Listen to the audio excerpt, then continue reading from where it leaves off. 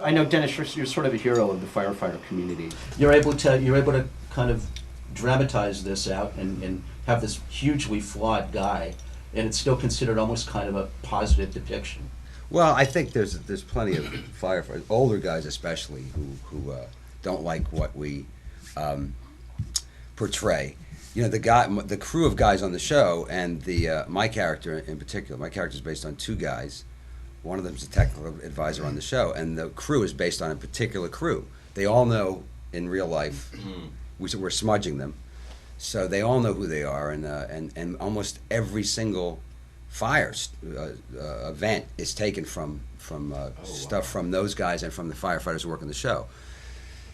You know, we wanted to do a school bus fire because we hadn't done it. We thought in the writer's trailer, we don't even have a room, and the writer's three-banger, we were in there one day. We said, let's do a school bus fire, and I called Terry Quinn, who's our technical advisor, and said, Terry, we want to do a school fire, and he said, I'm at one now. I'll call you back. So I mean, that's where we get the fires. Wow. The personal stories are culled kind of from those guys. Mine are really culled from these two guys, and they know it. They both work on the show. So even this year we have a thing where one of the younger firefighters opens a bar with another firefighter, which actually comes from this crew. These two guys, friends of mine, opened a bar. It didn't go well.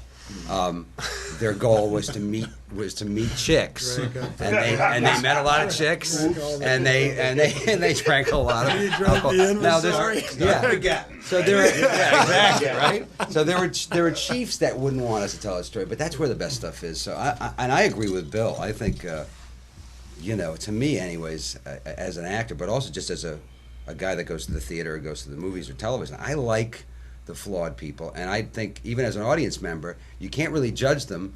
You've got to see the whole story through. You certainly can't. I don't think look, very different worlds. You know, we're on a network program. We're on a network program. We can't use cuss words. We don't cuss. We don't cuss. Everything's That's true. But y'all have a lot of sex, don't you? Right. But the same deal. There's no way in the world I was going to sign on to a show where the character was just one-dimensional. I mean, there has to be, just so you don't shoot yourself in the head of doing 5 seasons in a row, you've got to play a character that's got a wrongness about them. There has to be some sort of issue. The acceptance of what lead characters were in the past, they're fantasy, because no one is, you know, look at Thomas Magnum, you know. Right. I mean, he always said the right thing, always got the girl, always a nice guy, never drank too much. You know, he could swim, he looked great. You know, I mean, it's like, it was, you know, it was like. Yeah, but Higgins was the role. No one saw that. Yeah, exactly. You're never going to see that again. I think we're in a really great age of television. When you have these kind of characters that you're watching, they're compelling, and they're interesting, and they're flawed. And I agree with Michael and Bill that you have to approach it not from, oh, what is this going to do for me as an actor? You just find the humanity in the character, and you present that.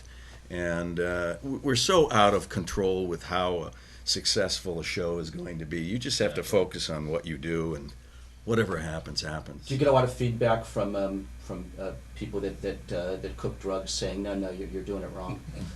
No, we get it saying you're doing it right.